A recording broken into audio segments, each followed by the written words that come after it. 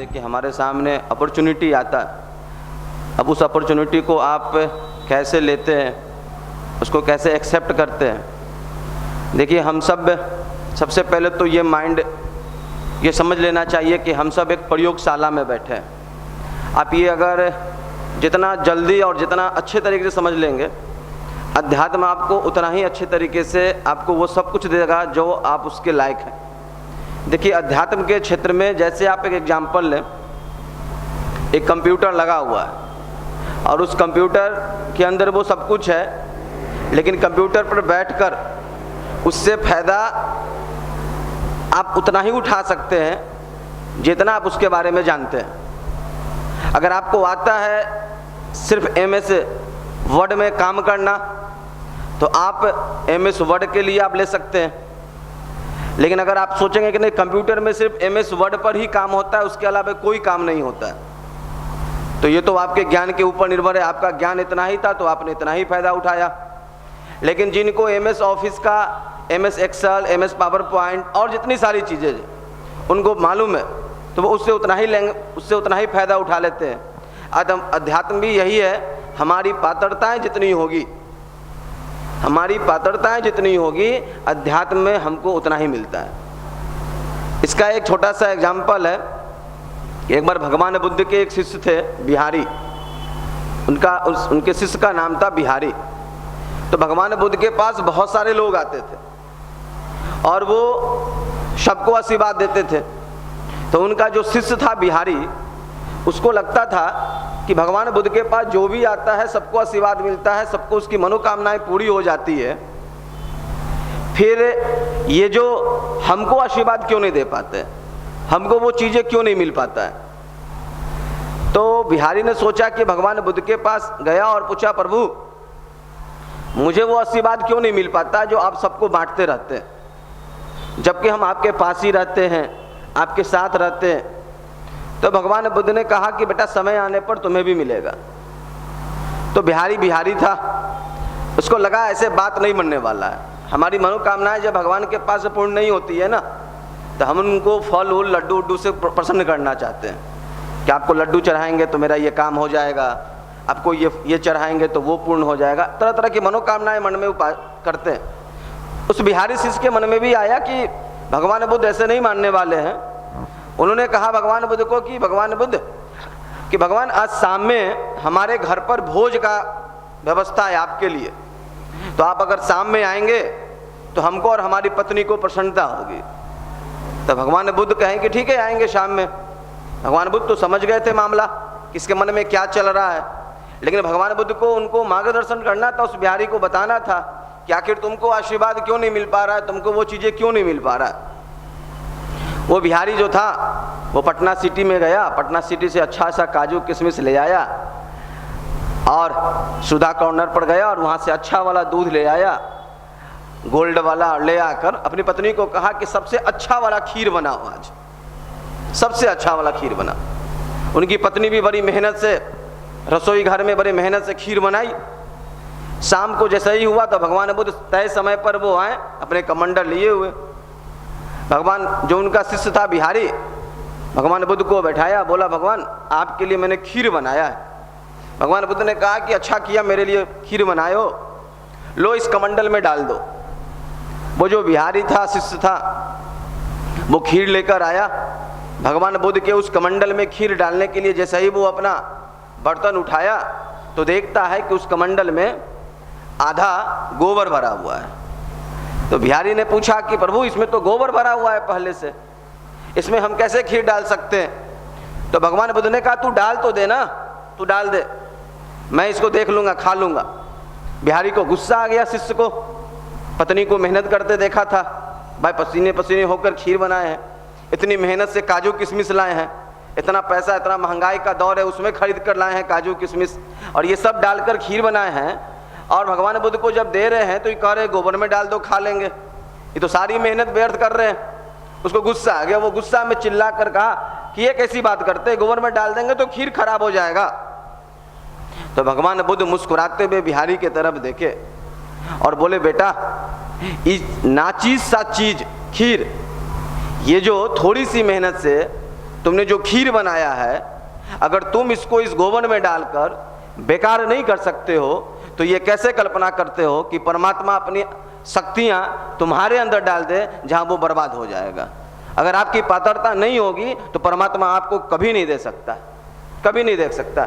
और पात्रताओं को विकसित करने के लिए ही जो आपको यहाँ से बताया जाता है, साधना, स्वाध्याय, संयम और सेवा, ये जो 4 सूत्र बताया जाता है ना, इस 4 सूत्र को अगर आप जीवन में नियमित करते हैं, नियमित, तो आपके जीवन में धीरे धीरे धीरे धीरे आपकी पात्रताओं का विकास होते चला जाएगा और आपको वो सब कुछ मिलेगा जिसके बारे में आप कल्पना भी नहीं किए थे। लेकिन होता क्या है, वो बचपन वाली बात होती है कि बच्चा जो होता है वो गर्मी के सीजन में आम खाता है, पेड़ लेता है। एक पेड़ गया, एक बच्चा था, अपने पिताजी के पास गया, पिताजी से पूछा, पिताजी ये आम कहाँ से आता है?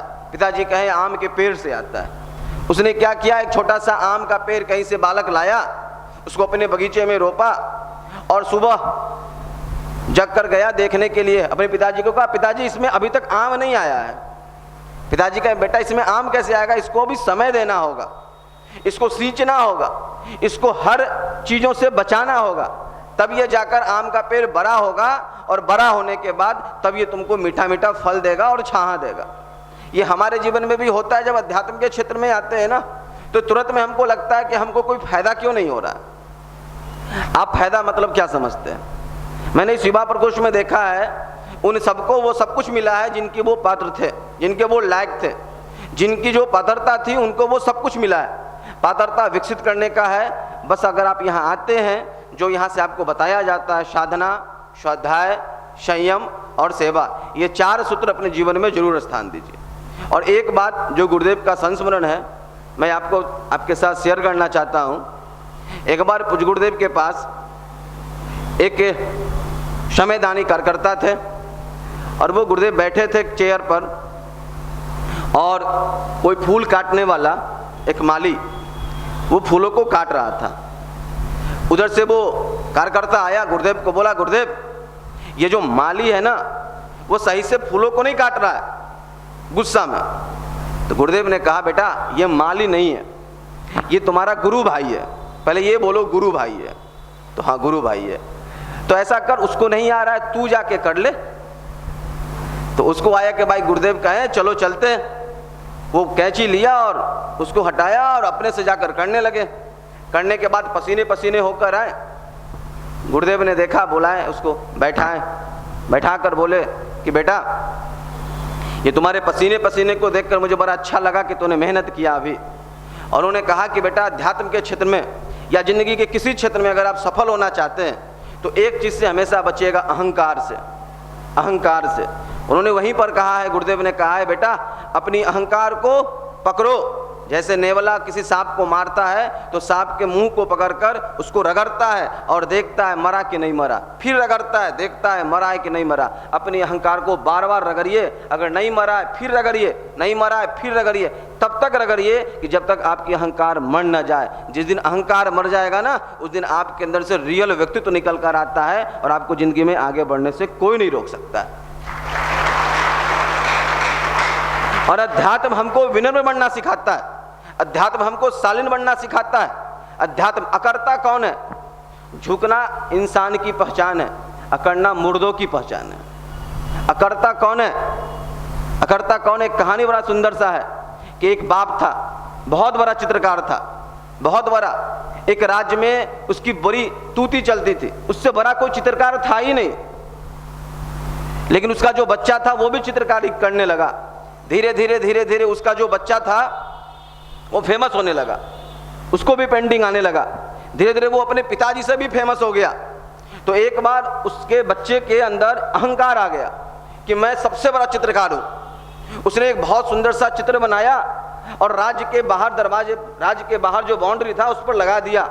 और अहंकार में नीचे लिखा था कि अगर किसी को कहीं कोई गलती दिखे तो आप वहां पर सर्किल कर दीजिएगा। और सच में जो चित्र बना था वो बहुत सुंदर बना था, कोई उसको सर्किल कर नहीं पा रहा था। उसके पिताजी उधर से निकल रहे थे, उसके पिताजी उधर से निकल रहे थे। वो खड़े होकर देखे उस फोटो को। फोटो को देखने के बाद उनको एक जगह गलती लगा। उसने वहां पर सर्किल कर दिया और बोला यहाँ गलती है। अब गांव में ये उस राज्य में पूरा फैल गया कि भाई उस लड़के के फोटो में भी किसी ने गलती ढूंढ लिया है। तो उन्होंने, उस बच्चे ने जाकर देखा कि भाई किसने गलती ढूंढा है, उसकी तो अहंकार पर चोट पहुंचा था। उसने गया तो देखा उसके पिताजी ने ही गलती ढूंढ ली है। वो घर में आया, गुस्सा में अपने पिताजी को बोला, आपको मेरा आगे बढ़ना अच्छा नहीं लगता है। पिताजी सुनते रहे। उसने कहा कि आपको लगा कि हम किसी तरीके से इसके नाम को गिरा दें और आप हमको कभी आगे बढ़ने नहीं देखना चाहते हैं। पिताजी ये सब बातों को सुनने के बाद रोने लगे, उनकी आंखों में आंसू आ गई। बच्चे ने कहा, उनके बेटा ने पूछा कि मेरा तो नाम गिराकर और आज आप इमोशनल हो रहे हैं, क्या दिखाना चाहते हैं? तो उनके पिताजी जो थे वो मुस्कुराते हुए कहें, बेटा मुझे इस बात का रोना नहीं आ रहा है कि तुम मेरे लिए सब अब शब्दों का इस्तेमाल कर रहा है। मुझे आज रोना इस बात का आ रहा है कि तुम्हारी विकास जो है ना वो यहीं रुक गया, अब यहाँ से आगे कभी नहीं बढ़ सकता। जिस इंसान को अगर दूसरे के द्वारा बताए गए अगर कोई गलतियाँ समझ में नहीं आती है, उनका विकास वहीं रुक जाता है, वो आगे कभी नहीं बढ़ सकते। अगर आपको कोई बड़ा या अगर आपको कोई बताता है कि बेटा ये गलती है, तो आप उस गलती को देखिए, अगर गलती है एक्सेप्ट कीजिए, उसको दूर कीजिए। जीवन में एक बहुत बड़ा ये प्रेरणा है कि अगर कोई आपको गलती और बार बार, गुरुदेव ने कहा है आप अपने आप को बार बार देखिए। साधना का मतलब यही होता है, अपने साथ बैठना। साधना का मतलब नहीं होता है आंखें बंद कर लेना, जीभों को बार बार गायत्री मंत्र से दोहराना, ओम भूर्भुवः स्वः तत्सवितुर्वरेण्यं भर्गो देवस्य धीमहि धियो यो नः प्रचोदयात्। 20 मिनट हुआ, हाथ रख रहे चेहरा पर लगे, हो गया ध्यान। ये ऐसा नहीं होता है, ये ध्यान नहीं है। ध्यान का मतलब अपने को सुंदर बनाना। अगर हमारी दिनचर्याएं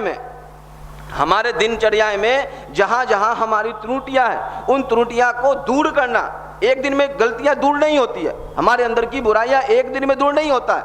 धीरे धीरे अपनी गलतियों पर विजय प्राप्त करना, अपने अंदर की बुराइयों को धोना, अपने अंदर की बुराइयों को दूर करना ही साधना कहलाता है। और स्वाध्याय क्या करता है? स्वाध्याय उस बुराइयों पर आपको साबुन का काम करता है, साबुन का काम करता है। जब आप स्वाध्याय करते हैं तो अच्छे विचार आपके मन में आता है और आपको लगता है चलो इस बुराई को कैसे दूर करना है। वो अच्छे विचार आपको मोटिवेट करता है, आपको अंदर से प्रेरित करता है और आप अपने को अच्छे बनाने के लिए आप सतत प्रयास करते चले जाते हैं। तो साधना और स्वाध्याय ये दो चीजें जरूर अपने जीवन में करना चाहिए।